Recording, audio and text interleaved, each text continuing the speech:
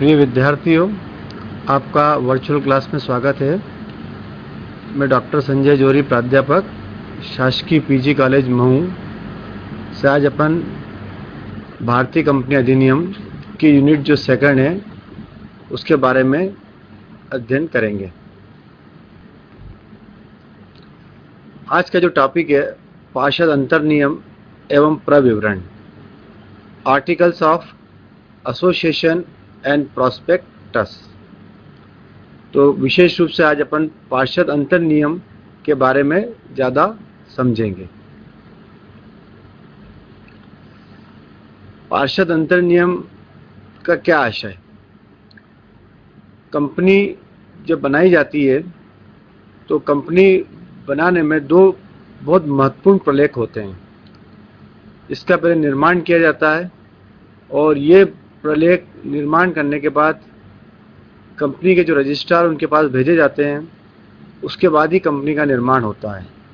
तो पहला आपने जो प्रलेख पढ़ा होगा वो है पार्षद सीमा नियम, मेमोरेंडम ऑफ एसोसिएशन, और दूसरा जो प्रमुख प्रलेख है वो है पार्षद अंतर्नियम, आर्टिकल्स ऑफ एसोसिएशन। तो जो पहला प्रलेख है उसके बारे में थोड़ा आपको बता दूं। पार्षद सीमा नियम, पार्षद सीमा नियम कंपनी का बहुत महत्वपूर्ण प्रलेख होता है, एक डॉक्यूमेंट होता है जो कंपनी के पूरी स्थिति के बारे में बताता है। कंपनी का नाम क्या है, कंपनी का रजिस्टर्ड ऑफिस क्या है, कंपनी की अधिकृत पूंजी क्या है, कंपनी किस उद्देश्य के लिए स्थापित की गई है, कंपनी किस प्रकार का व्यापार व्यवसाय करेगी, कंपनी के अधिकार क्या है, ये सब पार्षद सीमा नियम में होता है। इसलिए इसको चार्टर्ड प्रलेख भी बोलते हैं, महत्वपूर्ण प्रलेख भी बोलते हैं, डॉक्यूमेंट्स बोलते हैं। दूसरा जो आता है महत्वपूर्ण प्रलेख, वो कंपनी के आंतरिक प्रबंधन के लिए जो नियम बनाए जाते हैं उन्हें अंतर नियम कहा जाता है। ये नियम कंपनी और उसके सदस्यों के दायित्व के अधीन बांधते हैं। तो कंपनी और उसके जो सदस्य है उनको आपस में बांधते हैं, इसको अंतर नियम कहा जाता है। लॉर्ड केर्नेस के अनुसार अंतर नियम कंपनी के सीमा नियम के सहायक की भूमिका निभाते हैं। ये कंपनी के कर्तव्यों, अधिकारों, शक्तियों को परिभाषित करते हैं तथा यह उल्लेख करते हैं कि कंपनी का कारोबार किस तरीके से और किस रूप में चलाया जाना है तथा कंपनी के आंतरिक विनियमों में किस प्रकार व किस रूप में परिवर्तन किए जा सकते हैं। तो कोई भी कंपनी हो, चाहे पब्लिक कंपनी हो या प्राइवेट कंपनी भी हो सकती है, लेकिन पब्लिक कंपनी को तो अंतर नियम बनाना पड़ते हैं। इसमें एक महत्वपूर्ण बात यह है कि जो अंतर नियम होते हैं, आर्टिकल्स ऑफ एसोसिएशन होते हैं, वो पार्षद सीमा नियम के सहायक होते हैं, माने ये पार्षद सीमा नियम के अधीन होते हैं। इस परिभाषा में बताया कि कंपनी के क्या कर्तव्य है, अधिकार क्या है, शक्तियाँ क्या है, उसको परिभाषित करते हैं तथा कंपनी किस प्रकार और किस तरीके से चलाई जाएगी इसके बारे में इन नियमों में उल्लेख होता है।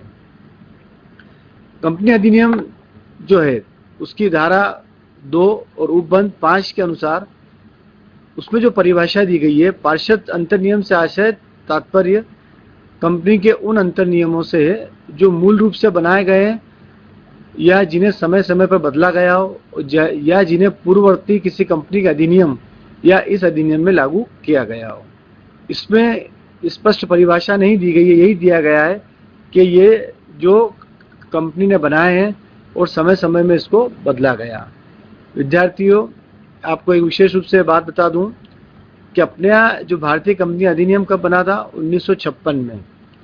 उसके बाद उस अधिनियम में बहुत सारे परिवर्तन हुए, संशोधन हुए और सरकार ने समय समय पर उस पर संशोधन किए गए। फिर एक कंपनी अधिनियम बनाया 2013। तो वर्तमान में जो अधिनियम आ गया है वो कंपनी एक्ट 2013 आ गया है।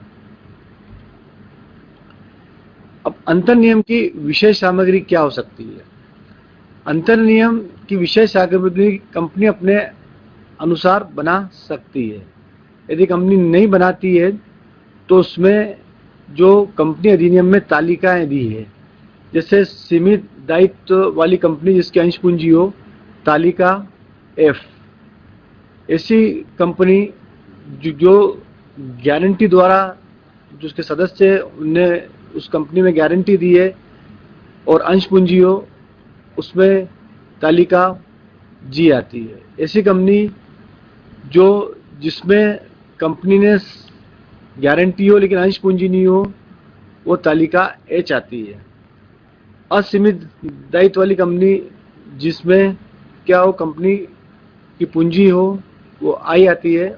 और लास्ट में ऐसी कंपनी के जिसमें कंपनी की असीमित दायित्व हो लेकिन अंश पूंजी नहीं हो, एच आती है। तो इस प्रकार ये जो तालिका है उसका भी, उसमें से भी ये नियम लिए जा सकते हैं। अब जो विशेष सामग्री है उसमें क्या क्या आ सकता है अंतर नियम में।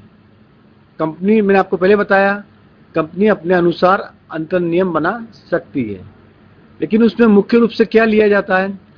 एक आता है अंश पूंजी का पहला विभाजन और सदस्यों के अधिकार। अब अंश पूंजी क्या होती है, कंपनी की जो पूंजी होती है उसको अपन क्या कहते हैं, अंश पूंजी होती है। अंश पूंजी कितने प्रकार की हो सकती है, एक हो सकती है समतांश पूंजी, दूसरा पूर्वाधिकार अंश पूंजी।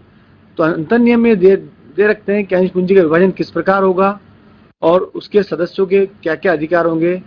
जो अंश पूंजी है, जिन लोगों ने अंश लिए हैं उनके क्या क्या अधिकार होंगे, जो कंपनी के सदस्य हैं उनके क्या क्या अधिकार होंगे। दूसरा आता है अंश की याचना और अंश आवंटन की विधि। कंपनी जो पब्लिक कंपनी है, जो सार्वजनिक कंपनी है, वो जनता से पैसा प्राप्त कर सकती है। तो सार्वजनिक कंपनी जब जनता से पैसा प्राप्त कर सकती है तो चाहे तो वो जनता ने जो शेयर लिए हैं उस पर पूरा पैसा प्राप्त कर ले, या वो इंस्टॉलमेंट में, किस्तों में भी प्राप्त कर सकती है। तो किस्तों में किस प्रकार प्राप्त करेगी, जैसे मान लीजिए एक कंपनी का जो अंकित मूल्य शेयर का, एक शेयर की कीमत है 10 रुपये।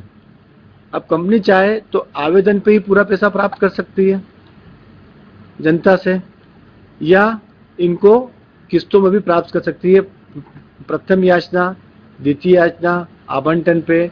तो कंपनी किस प्रकार पैसा प्राप्त करेगी, इसकी विशेष सामग्री अंतर नियम के अंतर्गत आ सकती है। फिर इन अंशों को आवंटन किस प्रकार करेगी। यदि मान लीजिए कंपनी ने 1000 शेयर के लिए आवेदन पत्र मंगाए और जनता ने ज़्यादा आवेदन पत्र दे दिए, तो किस प्रकार आवंटन करेंगे। क्योंकि इसमें क्या हुआ कि कंपनी को 1000 शेयर के लिए आवेदन मंगाए लेकिन जनता ने जो डिमांड की, मांग की, ज़्यादा की, तो उसकी भी विधि होती है। फिर आता है अंश प्रमाण पत्र का निर्गमन की विधि। जो व्यक्ति कंपनी में अंश प्राप्त करता है उसको एक शेयर सर्टिफिकेट दिया जाता है, जिसे अपन क्या कहते हैं, अंश प्रमाण पत्र कहते हैं। तो इसकी निर्गमन की क्या विधि होगी, ये भी इसमें लिखा जाता है। आजकल वर्तमान में क्या होता है कि कंपनी अंश प्रमाण पत्र नहीं देती है, उसकी जगह क्या करती है, एक आपको अकाउंट खोलना पड़ता है, इसे बोलते हैं डीमेट अकाउंट। और ये डीमेट अकाउंट जो NSDL है या दूसरी कोई कंपनी उनके अंतर्गत खोला जाता है और कंपनी आपके शेयर उस पर डीमेट अकाउंट में जमा कर देती है। फिर आता है अंशों के हरण की विधि।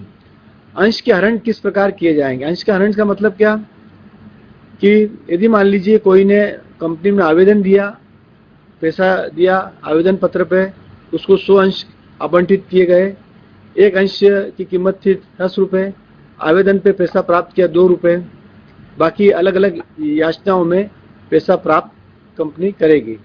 लेकिन मान लीजिए उसने आवेदन पे दे दिया, आवंटन पे दे दिया और याचनाओं पे पैसा नहीं दिया, तो कंपनी को एक अधिकार होता है कि एक निश्चित जो नियम है उस नियमों का पालन करते हुए, विधि का पालन करते हुए उन अंशों का हरण कर सकती है और जिस आवेदनकर्ता ने अंश पे, आवेदन पत्र पे, आवंटन पे पैसा दिया है उनको वो जब्त कर सकती है। तो अंशों का हरण किस प्रकार किया जाएगा, ये भी इसमें, इसकी विशेष सामग्री में अंतर नियम में आ सकता है। अंशों के हस्तांतरण की विधि। जो सार्वजनिक कंपनी होती है उसके हस्तांतरण एक व्यक्ति से दूसरे व्यक्ति को किया जा सकता है। तो हस्तांतरण की क्या विधि होगी, इसके नियम क्या होंगे, इसका भी उल्लेख अंशों अंतर नियम में किया जा सकता है। कंपनी के जो अंतर नियम में आर्टिकल ऑफ एसोसिएशन है उसमें अंशों के हस्तांतरण की विधि की जा सकती है। फिर आता है अंश पूंजी के पुनर्गठन की विधि। अंश पूंजी के पुनर्गठन से आशय क्या कि मान लीजिए कंपनी ने एक शेयर की कीमत अंकित मूल्य फेस मूल्य कितना रखा, 10 रुपये।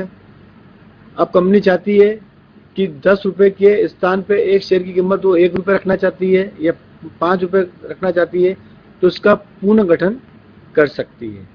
तो जब ये पुनर्गठन किया जाएगा तो उसकी पूरी विधि स्पष्ट होना चाहिए। ये अंतर नियम में होगी, क्योंकि अंतर नियम जो होते हैं वो पार्षद सीमा नियम के सहायक होते हैं। जो पार्षद सीमा नियम में जो उद्देश्य है, जो पार्षद सीमा नियम में जो विषय सामग्री है उसके वो सहायक होते हैं। तो इसके अंतर्गत अंशों के अंश पूंजी में किस प्रकार परिवर्तन करना या पुनर्गठन करना, इसकी विधि अंतर नियम में आ सकती है। फिर आता है प्रारंभिक अनुबंधों के पुष्टिकरण की विधि। कंपनी जब का निर्माण होता है तो कंपनी कुछ प्रारंभिक अनुबंध करती है, कॉन्ट्रैक्ट करती है। तो उस कॉन्ट्रैक्ट को कंपनी को पुष्टिकरण करना पड़ता है कि जो जो अनुबंध किए हैं वो कौन कौन से अनुबंध किए हैं और उसकी पुष्टिकरण की विधि क्या है। तो कंपनी के जो संचालक है, कंपनी के डायरेक्टर है, कंपनी के जो प्रमोटर्स है, वो इसकी पुष्टिकरण करते हैं। ये इसकी विधि इसके अंतर्गत आती है। फिर आता है न्यूनतम अभिधान, मिनिमम सब्सक्रिप्शन। मिनिमम सब्सक्रिप्शन से क्या आशय है कि जब जो सार्वजनिक कंपनी है वो जनता को शेयर निर्गमित करती है और जनता उन शेयरों को खरीदती है, तो उसमें एक नियम होता है। इससे मान लो वर्तमान में ये नियम है कि जो कंपनी ने अंश निर्गमित किए, जिस मूल्य के निर्गमित किए, जैसे मान लो कंपनी ने 10 करोड़ के अंश जनता को निर्गमित किए, तो कम से कम जनता द्वारा 90% आवेदन आना चाहिए, 90% अभिधान आना चाहिए। यदि मान लो कि जनता ने 90% शेयर नहीं लिए, अंश नहीं खरीदे, तो कंपनी को क्या करना पड़ेगा कि वो अंशों पे जो पैसा प्राप्त किया, आवेदन पे पैसा प्राप्त किया, उसको वापस करना पड़ेगा। जैसे मान लो जनता ने 8 करोड़ के ही शेयर खरीदे, तो कम से कम कितना आना चाहिए। मान लो पूंजी कितनी है, 10 करोड़ की, उसमें से जनता ने 90% कितने होता है, 9 करोड़ होते हैं, लेकिन 8 करोड़ रुपए ही जनता ने प्राप्त, जनता ने आवेदन दिए, तो क्या होगा, 8 करोड़ रुपए कंपनी को वापस, जनता को वापस करना पड़ेगा। तो न्यूनतम अभिधान जरूर होना चाहिए, इसको कहते हैं मिनिमम सब्सक्रिप्शन। जो भी पब्लिक कंपनी है, जो भी सार्वजनिक कंपनी है, जनता को जो शेयर निर्गमित करती है, वो निर्गमन का 90% जनता द्वारा लिया जाना चाहिए। अगर नहीं लेती है तो कंपनी शेयर का आवंटन नहीं कर सकती है, कंपनी को वापस क्या करना पड़ेगा, पैसा वापस जनता को करना पड़ेगा। अगला आता है अभिगोपों के कमीशन का भुगतान। अंडर राइटर्स को जो कमीशन दिया जाता है, अब ये अभिगोपक किसे कहेंगे, अंडर राइटर। जैसे मैंने आपको बताया था कि जब सार्वजनिक कंपनी अपने अंश जनता को निर्गमित करती है, जनता को खरीदने के लिए आमंत्रण देती है और जनता न्यूनतम अभिधान तक अंश नहीं खरीदती है, तो कंपनी जनता को शेयर का आवंटन नहीं कर सकती है, कंपनी को पैसा वापस करना पड़ेगा। तो कंपनी क्या करती है कि उसका अभिगोपन करा लेती है। तो जो ये अंडर राइटर्स होते हैं, अभिगोपक होते हैं, ये क्या कंपनी को एक गारंटी देते हैं, एक प्रकार का इंश्योरेंस करते हैं कि यदि जनता ने 90% अंश नहीं लिए तो वो कंपनी के अंश खरीद लेंगे। और इसके लिए उसको क्या दिया जाता है, कमीशन दिया जाता है, उनको उनका कमीशन का भुगतान किया जाता है।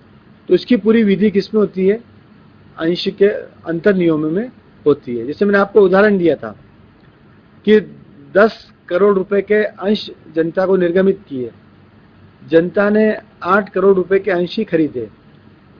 अब कम से कम कितना चाहिए, 90%, 9 करोड़ होना चाहिए। अब 1 करोड़ के अंश फिर कौन खरीद लेंगे, ये अभिगोपक लोग खरीद लेंगे, क्योंकि इन्होंने गारंटी दी है कि यदि जनता नहीं खरीदेगी तो कौन खरीद लेंगे, ये खरीद लेंगे अभिगोपक, और अभिगोपक करके 9 करोड़ हो जाएंगे तो शेयर का आवंटन कर सकते हैं। फिर इसकी विशेष सामग्री है अंशों में पूंजी कमी एवं वृद्धि का ढंग। अब अंश में पूंजी किस प्रकार की जाएगी, अंश में वृद्धि किस प्रकार की जाएगी अंश पूंजी में, क्योंकि कोई भी कंपनी की जो समता अंश पूंजी है उसमें कमी करना आसान नहीं है। बहुत सारे नियम होते हैं जो कंपनी अधिनियम में दे रखे हैं, उन नियमों का पालन करना पड़ता है। कंपनी को पूंजी बढ़ाना है, उसके भी बहुत सारे कंपनी अधिनियम में नियम है, उपनियम है, उन नियमों का पालन करना पड़ता है। तो अंश पूंजी में कमी एवं वृद्धि किस प्रकार की जाएगी, क्योंकि अंश पूंजी में कमी या वृद्धि करना तो पार्षद सीमा नियम में जो पूंजी वाक्य है उसमें भी परिवर्तन करना पड़ेगा, और उसमें जो कानून की जो प्रक्रिया है कंपनी अधिनियम की उसका पालन करना पड़ेगा, तभी कर सकते हैं। फिर आता है ऋण संबंधी नियम। कंपनी जो है विभिन्न प्रकार के ऋण प्राप्त करती है, तो ऋण जो प्राप्त करती है वो बैंक से प्राप्त कर सकती है, वित्तीय संस्था से प्राप्त कर सकती है, और जनता से भी प्राप्त कर सकती है। तो कंपनी जनता से जब ऋण प्राप्त करती है तो ऋण पत्रों का निर्गमन करती है। तो इसके संबंध में भी बहुत सारे नियम हैं, वो सब नियम का उल्लेख किसमें होता है, पार्षद अंतर नियम में हो सकता है। तो ऋण संबंधी क्या क्या नियम है, किस प्रकार ऋण पत्रों का निर्गमन किया जाएगा, कितने समय पर बाद वापस किए जाएंगे, कितने प्रतिशत ब्याज होगा, ये सब ऋण संबंधी जो नियम है वो इसके अंतर्गत आते हैं। फिर आता है सभाओं की विधि एवं सदस्यों का मताधिकार। जो सार्वजनिक कंपनी होती है या अन्य कंपनी होती है उनको विभिन्न प्रकार की सभाएं लेना पड़ती है। एक सभाएं होती है संचालकों की सभा, दूसरी सभाएं कौन सी होती है, एक सामान्य सभा होती है, ऑर्डिनरी जनरल मीटिंग होती है, जो सामान्य सदस्य है उनकी सभा ली जाती है। तो सभा किस प्रकार ली जाएगी उसकी विधि का इसके अंतर्गत उल्लेख होता है, और जो सदस्य हैं उनको वोट डालने का अधिकार भी होता है, मत डालने का अधिकार भी होता है। तो कंपनी कोई मान लो प्रस्ताव लाती है या विशेष प्रस्ताव लाती है तो उस प्रस्ताव पे कौन वोट डाल सकेंगे, कौन नहीं वोट डाल सकेंगे, इसका सब अंतर नियमों में उल्लेख किया जाता है। इसका सब क्या उल्लेख अंतर नियम में किया जाता है। तो अंतर नियम में जो अभिगोपक एक कमीशन है उसका भुगतान का आता है, अंश पूंजी में किस प्रकार कमी करेंगे, किस प्रकार वृद्धि करना उसका ढंग आएगा, ऋण संबंधी नियम क्या रहेंगे, कंपनी किस प्रकार ऋण ले सकती है, किस प्रकार ऋणों का भुगतान करेगी, इस संबंध में नियम आते हैं। और जो सभाओं की विधि है, किस प्रकार सभा करेगी, कि विशेष साधारण सभा कब की जाएगी, जो कुछ सभा क्या होती है कंपलसरी होती है, अपन बोलते हैं वैधानिक सभा, वैधानिक सभा किस प्रकार करेगी, असाधारण सभा कब करेगी, संचालकों की सभा कब होगी, इसके बारे में सब अंतर नियम में उल्लेख होता है। अब एक जो बात आती है कंपनी की सार्वमुद्रा। आप देखो मैंने उसमें एक चित्र दिया हुआ है, 3 अकाउंटिंग पीटी लिमिटेड करके है, और एक उसमें कॉमन सील लिखा है।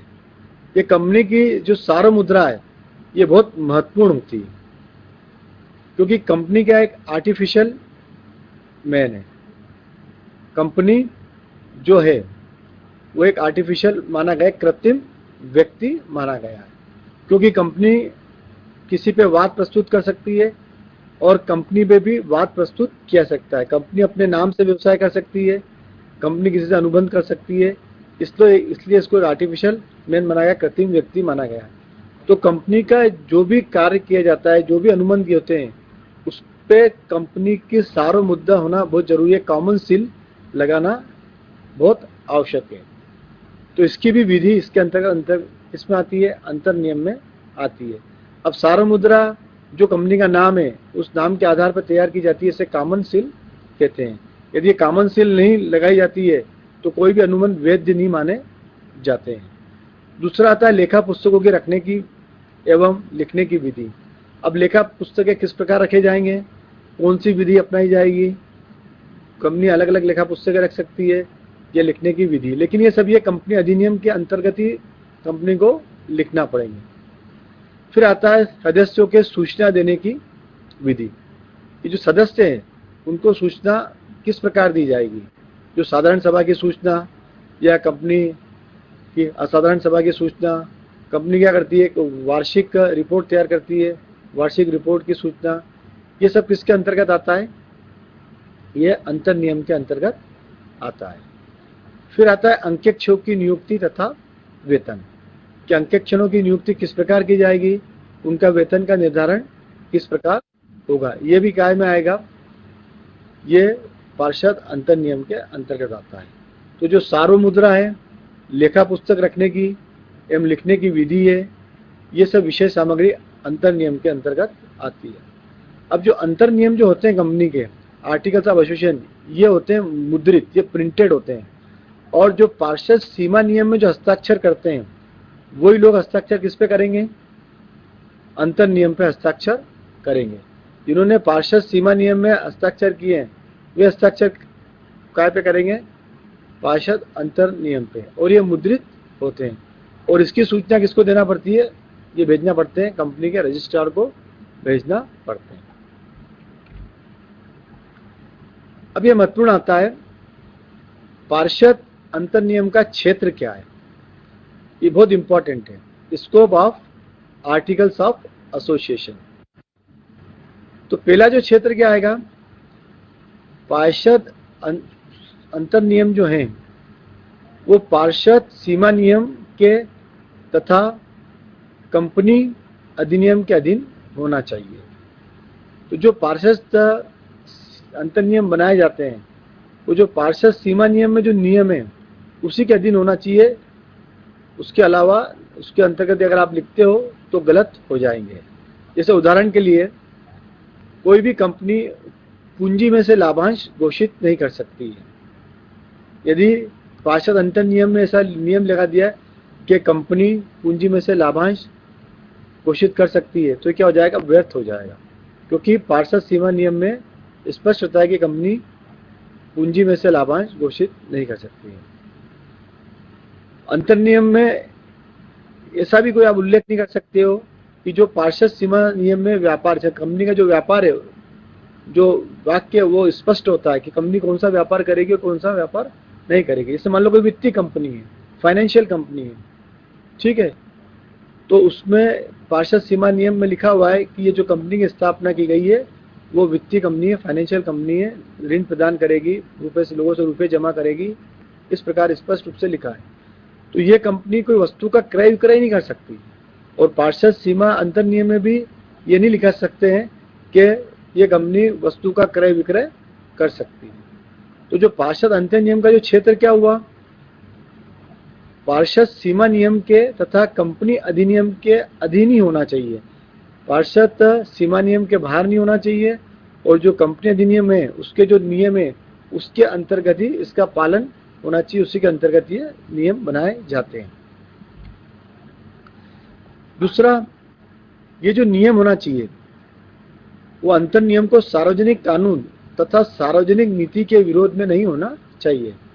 तो अंतर नियम इस प्रकार नहीं बना सकते हैं कि जो भारत के सार्वजनिक कानून है और सार्वजनिक नीति के विरुद्ध में हो, इस प्रकार अंतर नियम नहीं बना सकते हैं। उदाहरण के लिए मान लीजिए सरकार ने कोई कानून बनाया कि किसी इस वस्तु का क्रय विक्रय नहीं किया सकता है, तो वो पार्षद सीमा नियम में भी नहीं आएगा और पार्षद अंतर नियम में भी नहीं आएगा, तो सरकार ने उस वस्तु पे प्रतिबंध लगा दिया। तो सरकार के जितने भी सार्वजनिक कानून है, सार्वजनिक नीति है, जो पॉलिसी है, उस पॉलिसी का पालन करना पड़ेगा। इस प्रकार सरकार की सार्वजनिक नीति के विरुद्ध में अंतर नियम नहीं बनाए जा सकते हैं। तो ये जो अंतर नियम का क्षेत्र बहुत महत्वपूर्ण होता है। अंतर नियम क्यों महत्वपूर्ण होते हैं? क्योंकि कोई भी व्यक्ति जो तृतीय पक्ष है, वो जब कंपनी के साथ अनुबंध करेगा तो वो अपन आगे पढ़ेंगे, अंतर नियम का अध्ययन करना उसके लिए आवश्यक है। अब आता है कि क्या पार्षद अंतर नियम में परिवर्तन किया सकता है? हाँ, पार्षद अंतर नियम में आप परिवर्तन कंपनी कर सकती है। कंपनी चाहे तो परिवर्तन कर सकती है, लेकिन परिवर्तन करने के लिए इसको जो कंपनी अधिनियम है और अन्य नियमों का ध्यान रखना पड़ेगा क्योंकि इस पे कुछ वैधानिक प्रतिबंध लगाए हैं। उस वैधानिक प्रतिबंध के अंतर्गत ही अंतर नियम में परिवर्तन किया जा सकता है। पार्षद जो सीमा नियम है उसमें परिवर्तन करना आसान नहीं है, क्योंकि उसमें बहुत सारे नियम कानून अधिनियमों का पालन करना पड़ेगा जो कंपनी अधिनियम में है। लेकिन पार्षद जो अंतर नियम है इसमें परिवर्तन पार्षद सीमा नियम की तुलना में आसान है, पर कुछ वैधानिक प्रतिबंध है, स्टैच्यूटरी रिस्ट्रिक्शंस है। तो पहला प्रतिबंध क्या है? विशेष प्रस्ताव पास करना। जब भी कंपनी को पार्षद अंतर नियम में परिवर्तन करना है तो कंपनी को क्या करना पड़ेगा? एक विशेष प्रस्ताव पास करना पड़ेगा, और वो प्रस्ताव जो साधारण सभा है या संचालक की सभा है उनमें प्रस्ताव पास करके वो परिवर्तन कर सकती है। दूसरा, कंपनी अधिनियम की व्यवस्था के अधीन होना चाहिए। जो अपना कंपनी अधिनियम है उसमें जो व्यवस्था है उसके अंतर्गत ही पार्षद अंतर नियम में परिवर्तन कर सकता है। तो कंपनी अधिनियम में जो नियम दे रखे हैं उन नियमों का पालन करना पड़ेगा, तभी पार्षद अंतर नियम में परिवर्तन किया जा सकता है। पार्षद सीमा नियम की शर्तों के अधीन होना। अब जो पार्षद सीमा नियम में की विशेष सामग्री है, शर्त है, उसके अधीन ही पार्षद अंतर नियम में परिवर्तन कर सकता है। जैसे मान लीजिए मैंने आपको एक उदाहरण बताया था कि कंपनी की पूंजी में कमी करना है। अब कंपनी की पूंजी में कमी करना इसका मतलब क्या? यदि मान लो कोई कंपनी का दायित्व, उसके सदस्यों का जो दायित्व है वो सीमित हो, सीमित दायित्व वाली कंपनी है, पब्लिक लिमिटेड कंपनी है, तो जो उसके सदस्य है उनका दायित्व कितना रहेगा? जितनी उन्होंने पूंजी लगा रखी है, जितना उन्होंने कंपनी में पूंजी के रूप में पैसा लगा रखा है। अब मान लीजिए एक सदस्य ने 20,000 रुपये के अंश खरीदे हैं तो उनका दायित्व कितना है? 20,000 रुपये तक ही दायित्व है। अब यदि मान लो कि कंपनी की पूंजी कम करना है, इसका मतलब क्या? जो सदस्य उनको पैसा वापस करना, और पैसा वापस करना इसका मतलब क्या? कि कंपनी का दायित्व भी कम हो जाएगा। जो भारी व्यक्ति है उनके प्रति जो कंपनी की लायबिलिटी है वो लायबिलिटी भी, दायित्व भी कम हो जाएगा। तो जब तक पार्षद सीमा नियम में इस प्रकार का परिवर्तन नहीं है कि कंपनी की पूंजी कमी क्यों कर रहे हैं। कभी कभी क्या होता है कि कंपनी को कई वर्षों तक घाटा हो रहा है या अनेक वर्षों तक घाटा हो रहा है और आने वाले सालों में कंपनी को प्रॉफिट की संभावना नहीं होती है, तो कंपनी को जो हानि हो रही है, लॉस हो रही है, उसको क्या करती है? कंपनी ख़त्म करना चाहती है।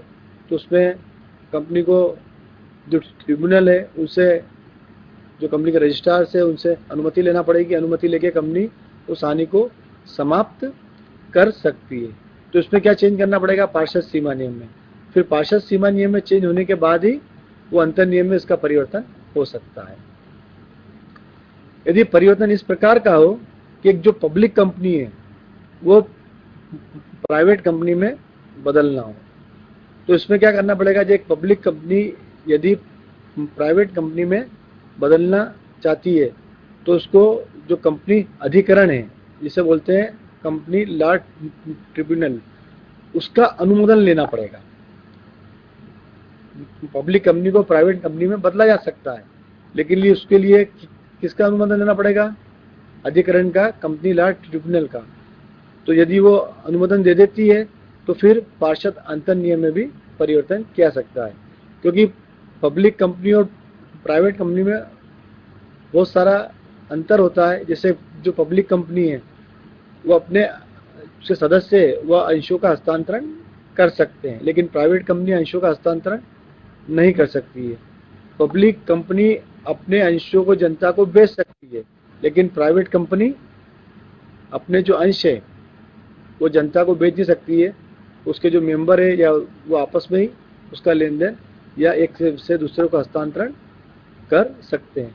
तो बहुत सारे जो नियम लागू होते हैं पब्लिक कंपनी में वो प्राइवेट कंपनी में लागू नहीं होते हैं। बहुत सारे नियम जो प्राइवेट कंपनी में लागू होते हो पब्लिक कंपनी में लागू नहीं होते हैं। इसलिए जब परिवर्तन करना हो, एक पब्लिक कंपनी को प्राइवेट कंपनी में बदलना हो, तो उसके लिए जो ट्रिब्यूनल है उसका अनुमोदन लेना आवश्यक होता है। अब कुछ न्यायिक प्रतिबंध हैं। तो न्यायिक प्रतिबंध में क्या है, परिवर्तन अवैधानिक नहीं होना चाहिए। कंपनी ऐसा कोई परिवर्तन नहीं कर सकती है। जैसे मान लीजिए कंपनी ने परिवर्तन कर रही है कि जो अल्प अंशधारी है, जो जिनके पास कम शेयर है, क्योंकि कंपनी का जो प्रबंध है वो काय पे चलता है, जिनके पास ज़्यादा शेयर है बहुमत अंशधारी पे। लेकिन जो अल्प अंशधारी है उनके हित का ध्यान भी रखना पड़ता है। कंपनी ने मान लो ऐसा कोई परिवर्तन कर लिया, नियम बना लिया, या कंपनी ने कहा कि जो अल्प अंशधारी है वो अपने शेयर्स कंपनी को वापस बेच दे, ऐसा प्रस्ताव लाए, लेकिन अल्प अंशधारी इसके लिए राजी नहीं हुए। तो कंपनी ने अंतर नियम में यह प्रस्ताव पास कर लिया, अंतर नियम बना लिया कि जो अल्प अंशधारी है उनके शेयर कंपनी ने खरीद लिए उनकी बिना अनुमति के। तो ये क्या होगा, परिवर्तन अवैधानिक है। क्यों? क्योंकि अल्प जो अंशधारी है उनके शेयर खरीदना हो तो उनकी अनुमति होना देना आवश्यक है। यदि वो अनुमति नहीं देते हैं तो कंपनी उनके शेयर नहीं खरीद सकती है। तो ऐसा कोई परिवर्तन किया गया तो परिवर्तन क्या होगा, अवैध होगा, अवैधानिक होगा, और ये परिवर्तन अंतर नियम में नहीं किया जा सकता। दूसरा, अंतर नियम का परिवर्तन न्याय संगत होना चाहिए और बराबरी का होना चाहिए। तो जो भी परिवर्तन करें वो न्याय संगत होना चाहिए, अवैधानिक नहीं होना चाहिए, अन्यायपूर्ण नहीं होना चाहिए। तो जो मैंने आपको दो प्रकार के बताए, न्यायिक प्रतिबंध और वैधानिक प्रतिबंध, तो इन जो प्रतिबंध है, ये जो इन नियम है, इन नियमों के अंतर्गत ही कंपनी अपने अंतर नियम में परिवर्तन कर सकती है। अब अगला है परिवर्तन अल्पसंख्यक जो अंशधारी के साथ कपट करने वाला नहीं होना चाहिए। कंपनी अंतर नियम में जो परिवर्तन करना चाहती है, अंतर नियम में, पार्षद अंतर नियम में परिवर्तन कर सकती है, लेकिन अल्पसंख्यक जो अंशधारी है उनके साथ कपट करने वाले नहीं होना चाहिए। अगला जो एक है परिवर्तन, इस प्रकार नहीं होना चाहिए कि कंपनी तृतीय पक्ष के साथ अनुबंध का खंडन कर सके। कंपनी इस प्रकार परिवर्तन नहीं होना चाहिए, इस प्रकार नहीं होना चाहिए कि कंपनी तृतीय पक्ष के साथ कोई अनुबंध किया है उसका खंडन कर सके। फिर परिवर्तन अवैध व्यापार की आज्ञा देने वाला नहीं होना चाहिए। इस प्रकार का परिवर्तन नहीं हो जाएगी जो कंपनी इलीगल व्यापार कर सके। जैसे कोई भी कंपनी लॉटरी का धंधा नहीं कर सकती है क्योंकि सरकार द्वारा इस पे प्रतिबंध लगाया गया। अब यदि कोई कंपनी चाहती है कि इसका व्यापार व्यवसाय करे लॉटरी का, तो क्या होगा, वो इलीगल होगा, अवैध होगा। या बहुत सारे बैंकिंग कंपनी है उन पे जो लगाए प्रतिबंध लगाए वित्तीय कंपनी पे सरकार द्वारा, तो कंपनी किसी प्रकार का भी अवैध व्यापार की आज्ञा देने वाला परिवर्तन नहीं किया चाहिए। दूसरा, परिवर्तन सद्भावना से किया जाना चाहिए। ऐसा परिवर्तन नहीं करना चाहिए कि जो कंपनी के सदस्य हो या कंपनी के संचालक हो या जो प्रतिपक्ष है उनके हित का अहित हो या उन पे अन्याय हो, ऐसा कोई परिवर्तन नहीं कर सकती। अब आता है एक बहुत महत्वपूर्ण सिद्धांत है जिसको बोलते हैं रचनात्मक सूचना का सिद्धांत, डॉक्ट्रिन ऑफ कंस्ट्रक्टिव नोटिस। ये बहुत ही महत्वपूर्ण सिद्धांत है। ये सिद्धांत क्या होता है, कंपनी को एक कृत्रिम व्यक्ति माना गया है, आर्टिफिशियल मैन माना गया है, और कंपनी की सबसे बड़ी विशेषता क्या है, एक वैधानिक व्यक्ति है। इस पे वाद प्रस्तुत कर सकते हैं और कंपनी भी अन्य पे वाद प्रस्तुत कर सकती है। कंपनी अनुबंध कर सकती है तीसरे पक्षकार के साथ, और तीसरा पक्षकार कंपनी के साथ कोई भी अनुबंध कर सकता है। अब रजिस्ट्रार को जो कंपनी के अभिलेखों का जो पंजीयन होने के बाद कंपनी अधिनियम के अंतर्गत अभिलेखों के बारे में सभी रचनात्मक सूचना मानी जाती है। तो जो प्रत्येक बाहरी व्यक्ति को कंपनी के साथ संबंध स्थापित करने से पहले कंपनी के पार्षद सीमा नियम और अंतर नियम को भली भांति समझ लेना चाहिए और इस बात से संतुष्ट हो जाना चाहिए कि उसका व्यवहार उक्त सार्वजनिक जो प्रलेख हैं के उपबंधों के अनुरूप है अथवा नहीं। कंपनी के जो महत्वपूर्ण डॉक्यूमेंट है, पहला डॉक्यूमेंट कौन सा, पार्षद सीमा नियम। दूसरा महत्वपूर्ण डॉक्यूमेंट कौन सा? पार्षद अंतर नियम। और यदि कंपनी अंशों का निर्गमन करती है तो कंपनी एक इशू करती है प्रविवरण, प्रॉस्पेक्टस। ये कंपनी के रजिस्ट्रार के पास भेजे जाते हैं और इनको फिर सार्वजनिक कर देती है रजिस्ट्रार। तो कोई भी बाहरी व्यक्ति यदि कंपनी के साथ अनुबंध करता है तो उसको इन जो महत्वपूर्ण प्रलय के डॉक्यूमेंट है, पार्षद सीमा नियम, अंतर नियम, इसका अध्ययन कर लेना चाहिए और उसके बाद फिर कंपनी के साथ कोई व्यवहार या अनुबंध करना चाहिए। इस सिद्धांत को कहते हैं रचनात्मक सिद्धांत। अभी मान लो, इस उदाहरण के लिए एक बैंक को कंपनी का अकाउंट खोलना है, तो बैंक से आशा की जाएगी कि बैंक कंपनी के पार्षद सीमा नियम और अंतर नियम का अध्ययन करने के बाद ही कंपनी का अकाउंट खोले कि कौन संचालक कंपनी के जो बैंक में खाता खोला है उसको संचालन करेगा, कंपनी की कितनी पूंजी है, कंपनी की ऋण लेने की शक्ति कितनी है, कितना कंपनी ऋण ले सकती है। ये पार्षद अंतर नियम और सीमा नियम में इसका उल्लेख होता है। तो बैंक जब कंपनी का खाता खोले कि इसका अध्ययन कर ले, उसके बाद वो कंपनी का खाता खोले और अध्ययन करने के बाद उसी के अनुरूप वो कंपनी का खाता खोले। अब यदि मान लीजिए बैंक ने इसका अध्ययन नहीं किया और कंपनी का खाता खोल लेती है तो उसके लिए कंपनी जिम्मेदार नहीं होगी। इसके लिए जिम्मेदार किसको माना जाएगा? बैंक का, क्योंकि ये रचनात्मक सूचना का सिद्धांत है कि जो भी प्रतिपक्ष है वो कंपनी के साथ अनुबंध करते समय वो कंपनी के जो प्रमुख प्रलेख है उसका अध्ययन कर ले। इसको बोलते हैं रचनात्मक सूचना का सिद्धांत। ये बहुत महत्वपूर्ण होता है। इस सिद्धांत इतना महत्वपूर्ण है क्योंकि कंपनी को एक आर्टिफिशियल मैन माना गया है। जैसे मान लो एक पार्टनरशिप फर्म है, साझेदारी फर्म है, तो साझेदारी फर्म में क्या होता है कि जो पार्टनर व्यक्तिगत रूप से भी उत्तरदायी होते हैं। यदि मान लो सीमित दायित्व वाली पार्टनरशिप फर्म नहीं है, एक सामान्य पार्टनरशिप फर्म है, तो उसमें जो पार्टनर है उनका जो दायित्व क्या होता है? असीमित होता है। यदि कोई पार्टनर कोई अनुबंध करता है तो प्रतिपक्ष के लिए क्या होगा? वो अनुबंध मान्य होगा, प्रतिपक्ष को उससे नकार नहीं सकता है, क्योंकि ये माना जाएगा कि अनुबंध किसने किया? फर्म ने किया, और पार्टनर ने जो अनुबंध किया वो फर्म के द्वारा ही माना जाएगा। लेकिन कंपनी में ऐसा नहीं होता। यदि मान लो कंपनी का दायित्व सीमित है, लिमिटेड कंपनी है और कंपनी में अनेक लोग उसमें पूंजी लगाते हैं, पैसा लगाते हैं, लेकिन संचालन कुछ व्यक्तियों द्वारा किया जाता है, तो जो भी बाहरी व्यक्ति है वो कंपनी के पार्षद सीमा नियम, अंतर नियम का अच्छी तरह अध्ययन कर ले। अगला सिद्धांत आता है आंतरिक प्रबंधन का सिद्धांत, इंडोर मैनेजमेंट। ये क्या होता है? कंपनी के साथ आर्थिक या व्यापारिक संबंध स्थापित करते समय बाहरी व्यक्ति का यह कर्तव्य नहीं है कि वे आंतरिक प्रबंधन की उचित क्रियाशीलता की जांच करें। वे मानकर कंपनी से संबंध स्थापित कर सकते हैं कि आंतरिक प्रबंधन से संबंधित कार्रवाई नियमानुसार कर ली गई हो। यह सिद्धांत बाहरी व्यक्ति को न्यायालय द्वारा बहुत बड़ा संरक्षण प्रदान करता है। अब इंडोर मैनेजमेंट क्या है? आंतरिक प्रबंधन का सिद्धांत। यदि कोई व्यक्ति, बाहरी व्यक्ति, प्रतिपक्ष कंपनी के साथ अनुबंध करता है तो अनुबंध करने के साथ भी ये मान लेगा कि जो कंपनी के संचालक है, डायरेक्टर्स है, उन्होंने पार्षद अंतर नियम, सीमा नियम के नियमों का पालन करते हुए अनुबंध किया गया है। इसे कहते हैं आंतरिक प्रबंधन का सिद्धांत।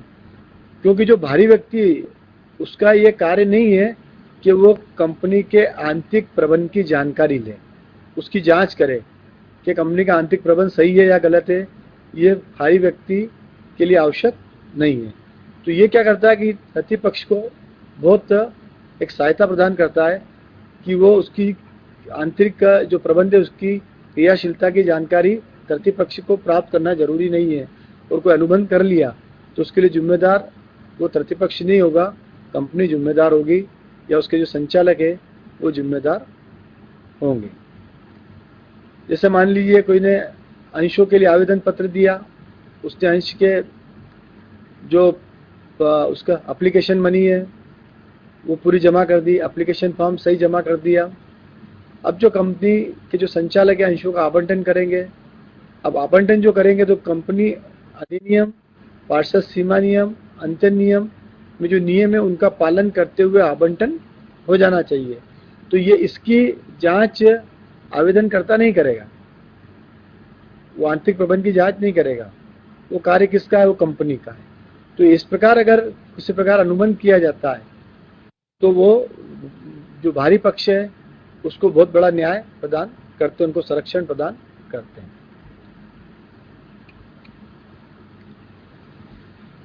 और अब थोड़ा अपन संक्षिप्त में पढ़ेंगे प्रविवरण।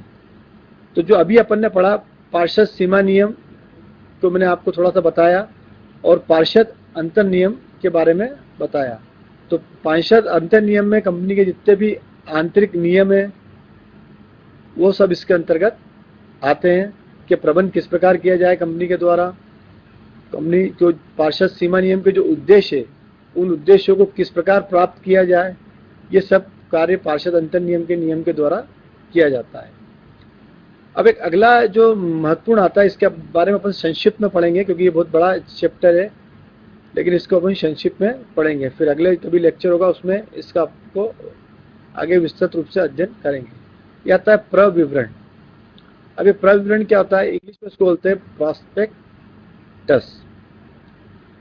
जब एक सार्वजनिक कंपनी है सीमित दायित्व वाली, वो अपने अंशों का निर्गमन जनता को बेच सकती है।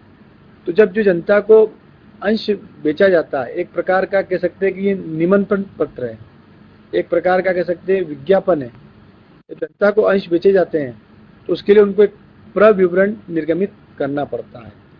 तो ये प्रविवरण तैयार किया जाता है, और ये तैयार करने के बाद कंपनी के रजिस्ट्रार को पास भेजा जाता है, और कंपनी के रजिस्ट्रार की स्वीकृति आने के बाद ये जनता को अंश के लिए जो खरीदे जनता कंपनी के अंश, उसके एक प्रकार का ये सूचना दी जाती है, या एक प्रकार का विज्ञापन है, या एक प्रकार का कोई डॉक्यूमेंट है, पत्र है।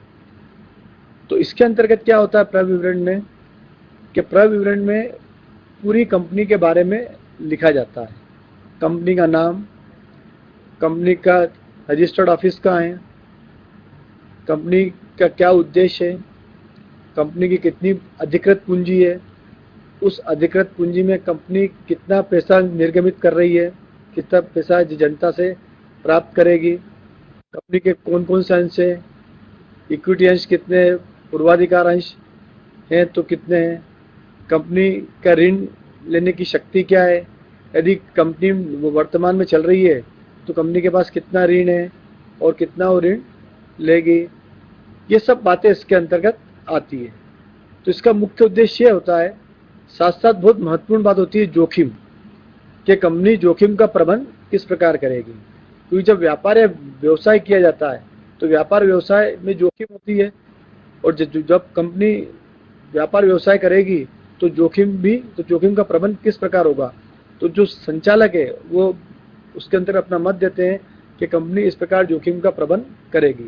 तो इसका उद्देश्य क्या होता है, इसका मुख्य उद्देश्य ये होता है कि जो भी कंपनी के अंश शेयर खरीदे वो उस कंपनी के बारे में भली बातचीत परिचित हो जाए, और उसके बाद वो उसमें विनियोग करे। क्योंकि ये एक प्रकार का आमंत्रण है, एक प्रकार का निमंत्रण है, तो निमंत्रण एक प्रकार का विज्ञापन है। तो ये जो प्रविवरण बनाया जाता है ये पूरा कंपनी अधिनियम के अंतर्गत और पार्षद सीमा अंतर नियम के अंतर्गत ही ये बनाया जाता है। तो कंपनी से कोई भी अंश या शेयर खरीद सकता है। तो जो समता अंश है, तो सामान्यतः क्या कंपनी समता अंश का निर्गमन करती है, और इन अंशों का फिर जो अगर मान लो कि कंपनी लिस्टेड कंपनी है, इन अंशों का क्रय विक्रय भी किया जा सकता है।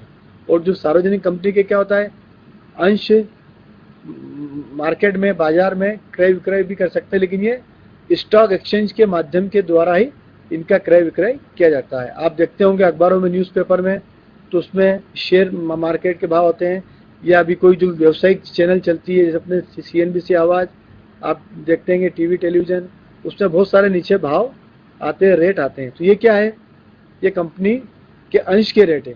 जैसे मान लीजिए कि इस कंपनी का शेयर के भाव आ रहे हैं 100 रुपये, तो मार्केट में उस शेयर का क्रय विक्रय 100 रुपये में हुआ है। तो जो स्टॉक एक्सचेंज है उनके द्वारा ही ये क्रय विक्रय किया जाता है। अपने यहाँ भारत में दो बहुत महत्वपूर्ण स्टॉक एक्सचेंज है। एक स्टॉक एक्सचेंज है बॉम्बे स्टॉक एक्सचेंज, जिसको बोलते हैं संक्षिप्त में BSE, और एक दूसरा स्टॉक एक्सचेंज होता है नेशनल स्टॉक एक्सचेंज। ये दोनों स्टॉक एक्सचेंज का है बॉम्बे में, यहाँ पे अंशों का क्रय विक्रय किया जाता है।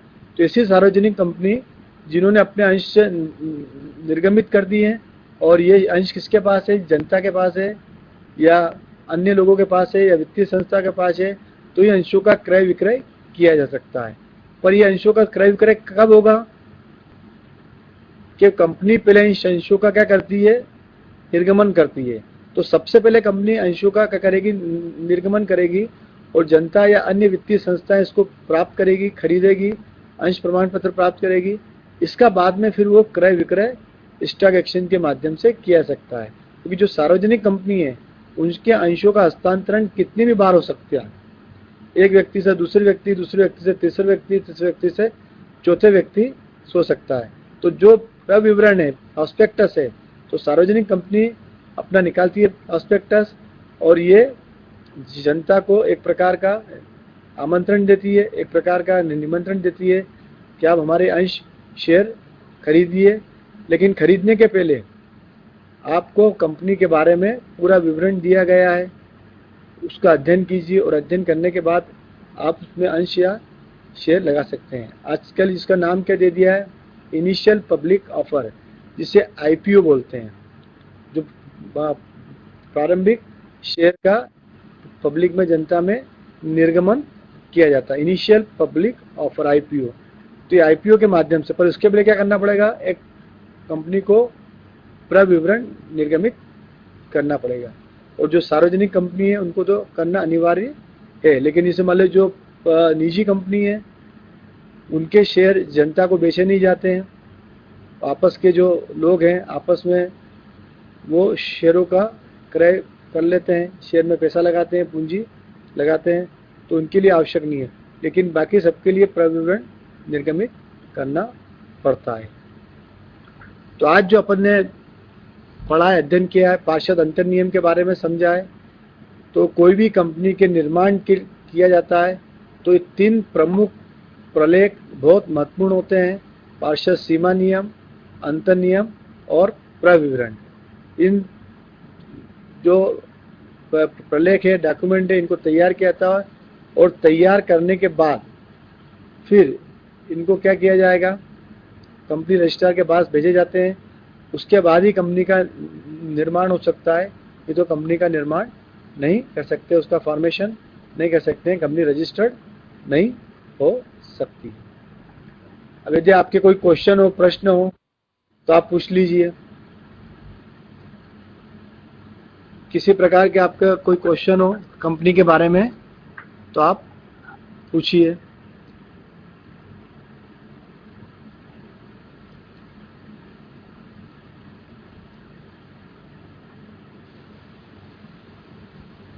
आप सभी कॉमर्स के विद्यार्थी हैं, तो शेयर के बारे में आपको मालूम होना चाहिए। इससे आपका शेयर मार्केट होता है, शेयर बाजार होता है, जिसमें अंशों का क्रय विक्रय किया जाए, मार्केट में किया जाता है, उसमें विनियोग किया जाता है, इन्वेस्टमेंट किया जाता है। और किसी भी देश के लिए स्टॉक मार्केट बहुत महत्वपूर्ण होता है अर्थव्यवस्था के लिए। MPC Durgavati college Mandla.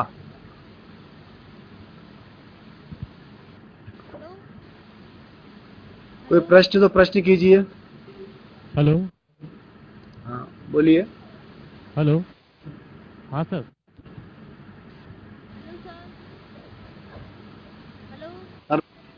Narmada Hoshangabad college.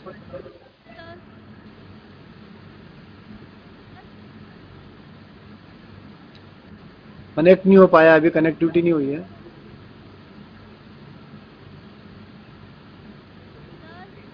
Hello. आप कृपया जरा, हाँ बोलिए। हाँ बोलिए। ये जो कंपनी अधिनियम को पढ़ने के लिए कौन सी बुक सबसे बेस्ट होता है? तो कंपनी अधिनियम के लिए डॉक्टर एस.एम. शुक्ल की किताब अच्छी है, उसका भी अध्ययन कर सकते हैं। अच्छी किताब है, आप पढ़ सकते हैं। एक और बात है सर कि मैंने अभी अभी सुना है कि कंपनी अधिनियम में बहुत सारे चेंजेस हुए हैं, तो वो चेंजेस वाली बुक कहाँ से मिल जाएगी? हाँ, तो ये डॉक्टर एस.एम. शुक्ल की जो किताब है वो पूरी संशोधित होके आई है, जो सर ये 2000 कौन सा पब्लिकेशन से आता है? ये अपने साहित्य भवन से आता है।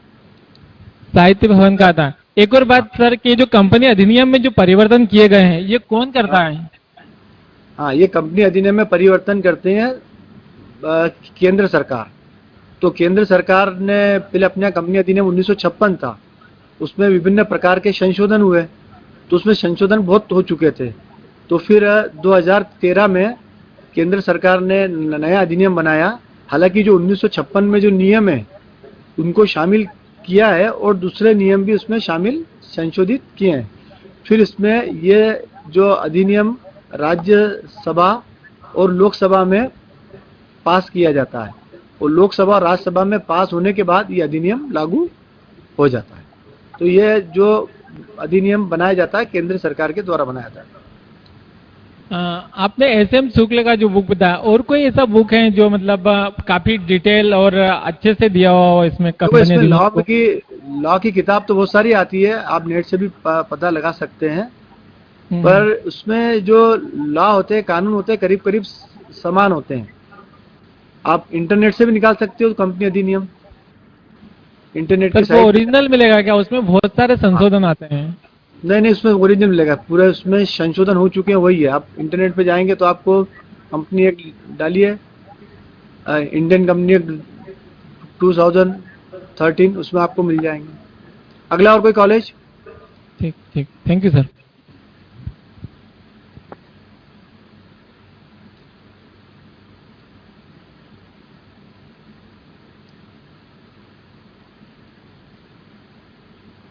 और कोई कॉलेज कोई प्रश्न पूछना है?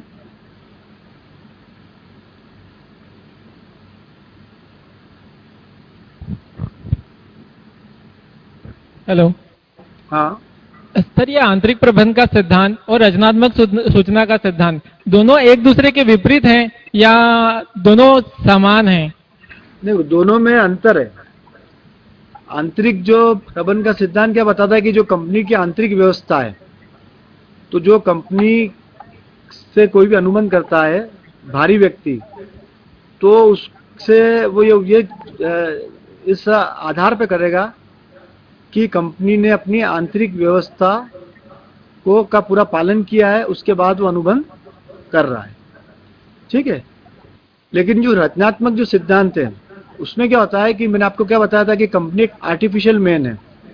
कंपनी पे आप बात प्रस्तुत कर सकते हो और कंपनी आप पे बात प्रस्तुत कर सकती है, क्योंकि जो कंपनी होती है उसका संचालन कौन करता है? कंपनी के संचालक लोग, पर वो कंपनी के नाम से करते हैं, अपने व्यक्तिगत नाम से नहीं करते हैं। तो जो भी व्यक्ति कंपनी के साथ अनुबंध करें, इसे हम तो वो पार्षद सीमा नियम और पार्षद अंतर नियम का क्या करे? अध्ययन करे। और मैंने आपको एक उदाहरण दिया था कि यदि मान लो कि कंपनी का बैंक में अकाउंट खोलना है, तो जिस बैंक में अकाउंट खोलना है तो बैंक के जो मैनेजर है उसको उस कंपनी के पार्षद सीमा नियम अंतर नियम का अध्ययन करने के बाद ही कंपनी का अकाउंट खोला जाना चाहिए। अब मान लीजिए कि कंपनी के किसी संचालक को उस पर हस्ताक्षर करने का अधिकार नहीं है और वो हस्ताक्षर कर देता है और वो हस्ताक्षर करके कंपनी में अकाउंट खोल लेता है, तो इसमें जो बैंक ने खाता खोला है तो बैंक ने गलत ढंग से उसका खाता खोला ये माना जाएगा, क्योंकि बैंक को ये अध्ययन कर लेना था कि किस व्यक्ति को हस्ताक्षर करने के अधिकार है, किस संचालक को। मैं जीडीसी कॉलेज रतलाम से वर्षा से बोल रही हूँ। मेरा क्वेश्चन है, पार्षद अंतर नियम में परिवर्तन करने के लिए कौन सा प्रस्ताव पारित करना होता है? हाँ, यदि आप लोग कोई पार्षद अंतर नियम में चेंज करना है, परिवर्तन करना है, तो इसके लिए एक प्रस्ताव तैयार किया जाता है और उसको साधारण सभा में प्रस्तुत किया जाता है और उसमें फिर परिवर्तन कर सकते हैं। जैसे मैंने आपको बताया था कि कंपनी की जो अंश पूंजी है उस पर परिवर्तन करना है, जैसे एक कंपनी की शेयर की कीमत है, अंकित मूल्य, फेस वैल्यू है, वो है 10 रुपये। अब कंपनी चाहती है कि इसकी अंकित मूल्य, फेस वैल्यू हटा के 1 रुपये कर दिया जाए। ठीक है, तो ये अंशों का जो विभाजन है इसमें परिवर्तन कर रहा है। तो ये पार्षद अंतर नियम के लिए एक प्रस्ताव बनाया जाएगा और कंपनी की जो साधारण सभा होगी उस साधारण सभा में प्रस्ताव पास किया जाएगा और फिर इसमें परिवर्तन कर सकते हैं। सर, ये अंतर नियम के स्थान पर टेबल ए को अपनाया जाता है। टेबल ए की जानकारी कहाँ से मिलती है? हाँ, अब ये जो नया जो अधिनियम आ गया है उसमें टेबल ए की जगह FGHI हो गई है। अब ये टेबल ए FGHI हो गया है। हाँ, नया अधिनियम में बदल गई है।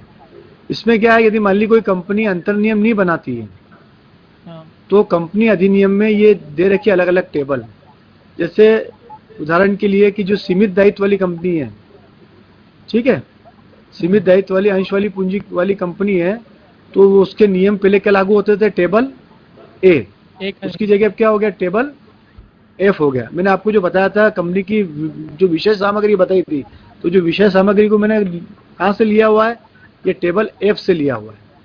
उसकी जो बहुत महत्वपूर्ण जो इंपॉर्टेंट चीज है वो टेबल F में दे रखते हैं। यदि मान लो कंपनी कोई पार्षद अंतर नियम नहीं बनाती है तो फिर क्या होगा? उसको टेबल F के नियम लागू होंगे। ठीक है सर, थैंक यू। और कोई क्वेश्चन?